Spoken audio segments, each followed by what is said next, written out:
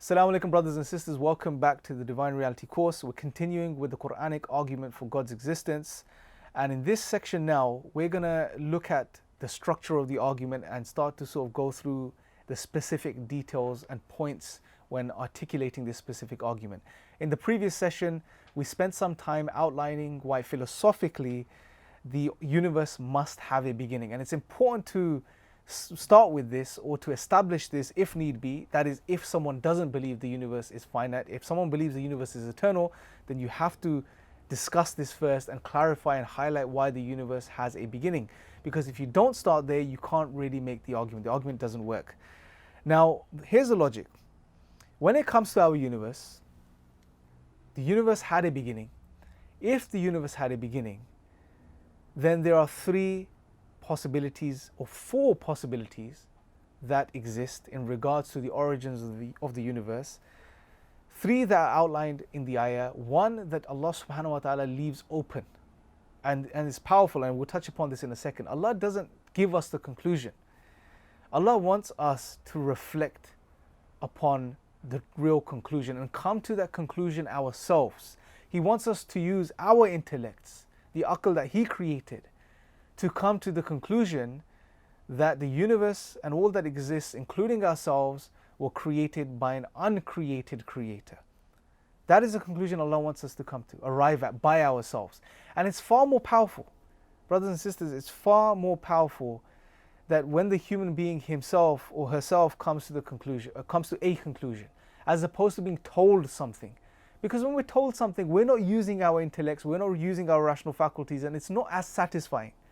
Right? It's not as satisfying. But when we come to the conclusion ourselves, or come to a realization ourselves via the use of our intellect and reason, that is far more satisfying. So Allah leaves it open for us, the conclusion, which is, or the fourth possibility, which is the universe and everything that exists, including ourselves, were created by an uncreated creator. But before we get to the conclusion, let's look at the possibilities again. So the universe was either created from nothing. The universe was either self-created. The universe was either created by something else created, or the universe was created by an uncreated creator. These are the four possibilities that exist when it comes to the universe and explaining the origins of our universe. Now let's start with the first one. Can something come from nothing? Could the universe come from nothing? This doesn't take much of an effort, rational, intellectual effort to come to the realization of the conclusion that the universe could not come from nothing. It is a very old principle which makes sense, which is that out of nothing, nothing comes. Now, for us to really understand this further, let's really reflect upon the concept or the idea of nothing. What is nothing, right? Nothing has no prior causal conditions, okay? Nothing is the absence of anything. Nothing therefore has no potential. Nothingness itself, if it is a thing, I mean, it's very hard to even talk about, conceptualize, but it has no potential. It's no thing. It's the absence of anything. Right? It's literally, that's what nothing is. And that's what we understand, but it's good to articulate this so we can really understand this. And it's important because when we look at some of the objections to this argument, having this clear definition of nothing is very important. And it will help us in really sort of breaking down and refuting some of the contentions in regards to this particular argument when we get there. So understanding this, can the universe come from nothing? And like I said, again, from nothing, nothing comes. 0 plus 0 plus 0 equals 0. If I say, look, here is a thing, here is nothing, and I want you to hold on to it, and I'm going to throw it through the screen, and it's going to arrive at where you are, and I want you to give it back to me at the end of the course, what are you going to give me back at the end of the course? Nothing, because I gave you nothing, right? So out of nothing, nothing comes. Now, another interesting thing about this idea of nothing, or if someone says, well, the universe came from nothing, if they argue such a thing, well then if something can come from nothing, just like that, immediately, for no reason, then it can go into nothing. So both should apply. If you are willing to believe that something could come into existence via nothing, well, then it can dissipate and disintegrate and go into nothing, disappear into nothing, just like that.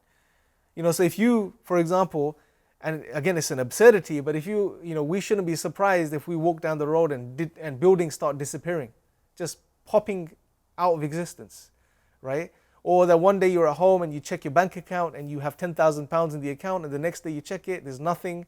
You shouldn't be surprised, because things come from nothing and go into nothing sometimes.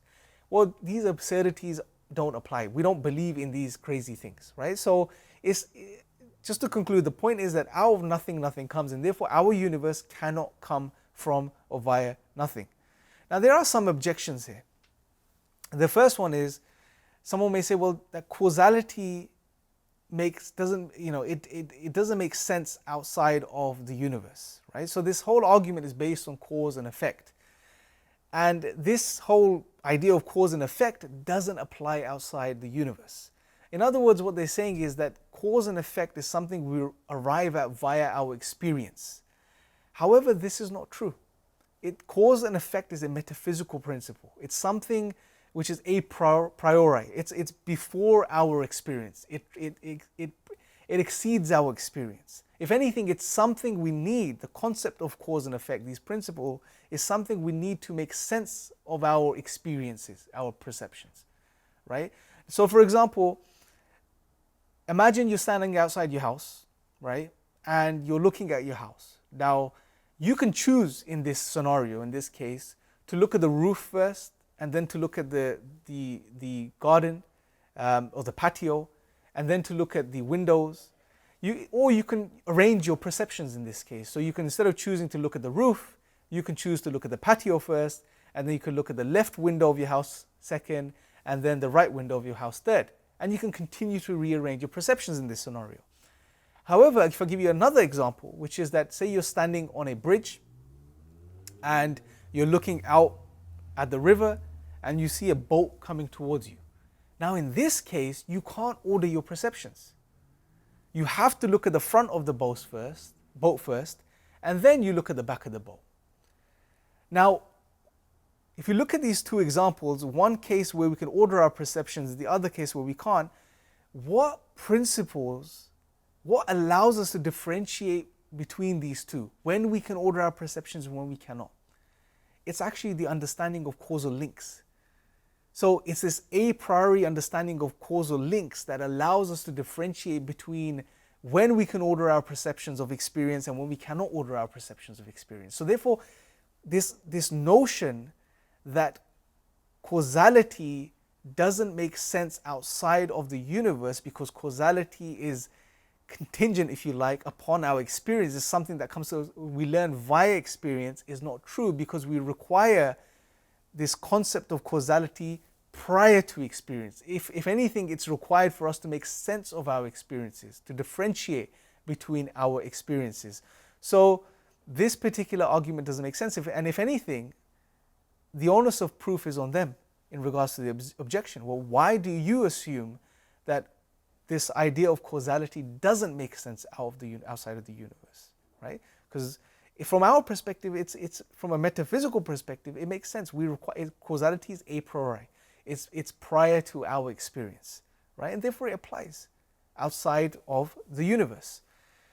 The second contention, things can come from nothing, quantum vacuum. And again, there's an assumption here now that the quantum vacuum is nothing. But if we go back to our definition of nothing, which was the absence of anything, no potential, nothing, well, then that's not really the quantum vacuum. Because a quantum vacuum, still, if you think about it, it is something. It's referred to as a sea of fluctuating energy. So there is something there. It's not just nothing and something coming into existence out of nothing. So that doesn't work either. Does causality make sense outside of time? Now, again, this most people won't bring this up. However, there are some examples, philosophical examples, which you can use or refer to highlight, well, in a way, conceptually at least it can. And some philosophers have given the example of an infinite pillow and an infinite ball. So you have an infinite pillow, which is not bound by time, and you have an eternal ball, right? An eternal pillow, cushion, and an eternal ball. And this eternal ball is resting upon this eternal cushion. And as it's resting upon this cushion, it creates an indent. So there's cause and effect here. The effect of the ball resting upon the pillow is an indentation. But the thing here is you still have this idea of cause and effect in the absence of time. So again, theoretically, conceptually, you can give examples which sort of break down this contention. Although, to be very honest, I don't think most people will be engaging with you on this level or bring this contention. Lawrence Krauss's Nothing. Now this is one that may be brought up because this is more of a popular one, right? Which is, Krauss wrote his book, A Universe from Nothing, and he suggested, well, the universe can come from nothing. However, again, what Krauss does in a nutshell, and if you read the book you'll come to realize, is that first he redefines what nothing is. And then based on his new definition of nothing, he says that the universe can come from this type of nothing. Well, you haven't referred to nothing in its original sense, in its true sense. You've actually just redefined nothing, right? It's almost similar to the contention of the quantum vacuum. There's a sea of fluctuating energy. There is something there which Krauss is referring to as nothing, from which and via which what he is arguing the universe comes from, right? But it's not nothing, right? So in his case, he is redefining nothing. He is giving a new conception of nothing, which isn't really nothing.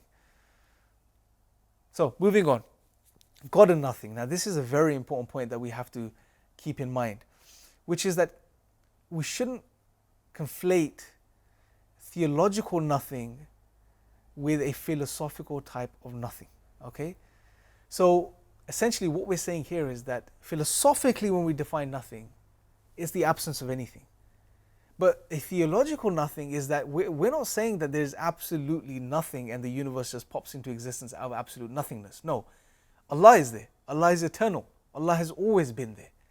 So what we say is that the universe comes via Allah's will and His power. Allah created the universe via His will and His power. So we're not saying the universe just popped into existence out of nothing, because nothingness has no potential. The universe couldn't come from nothing, but Allah has always been there. And therefore Allah created the universe via His will and His power.